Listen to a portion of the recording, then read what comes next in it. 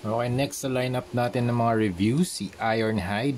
This is the Blockies Transformers Figures Galaxy version 01 rollout. This is the unboxing and review. Thank you very much again, Blockies, for sending these for unboxing, review, and customization. So, let's start at the head. You have the head armor. Tapos meron siyang blue eyes and then the light gray face. Tapos meron siyang sticker dito na battle damage yung kanyang effect, parang nasira yung glass. And then you have the mechanical details here sa kanyang chest, sa shoulder area, chest area, sa rib area. And then you have the waist, para siyang merong mga exhausts. Then you have the diamond here sa crotch area, rectangular patterns. Tapos yung kanyang color palette ay red, dark gray, and light gray. Tapos, yung finish niya medyo satin. Ito, very glossy sticker. And then, actually, nakadikit na yung sticker nito. Wala na kayong kailangang i-dikit. Pero madali lang naman siya i-assemble. So, meron siyang manual. Yan, puro ball joint. Tapos, kakabit lang natin. Very satisfying yung mga clicks ng mga builds nila. Very solid. Walang loose joints. And very, very articulated. This is very fun to play with. And yung pagka-build namin dito, super, super fun din. Ito yung kanyang back. We have the mechanical detail here. May mga buttons. May mga circular buttons, rectangular. May mga cylinder din. And then, ito yung kanyang back of the legs. The feet are large. Maganda yan para mas stable yung action figure natin kapag pinost natin or pag tinayo natin siya. Then you have the feet. Very nice feet design. And then meron din siyang gun.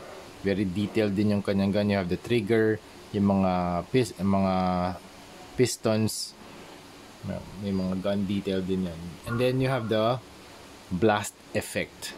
Super nice. Stig. Meron pa siyang blast effect. Ayan. Pwede rin to ipasok sa mga blast effects ng iba't ibang guns. Kasi compatible naman yan eh. Teka, try natin. Ito dito kay, sino pala to? Skywarp. Try natin dito. Ayan, compatible naman sila. Ayan.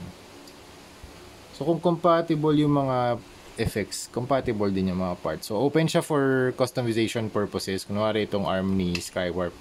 Gusto nyo gawin arm ni Ironhide. So, swap lang natin. Yan, meron na siyang additional na gun dito sa kanyang left shoulder. Yan, something like that. Okay, so articulation wise, up. Yeah. Teka lang. Tanggal lang. Okay. Okay, articulation up, down, tilt. Okay, 360. Then sa chest or sa waist 360 din, sa arms 360 pwede rin, puro ball joint kasi ito eh.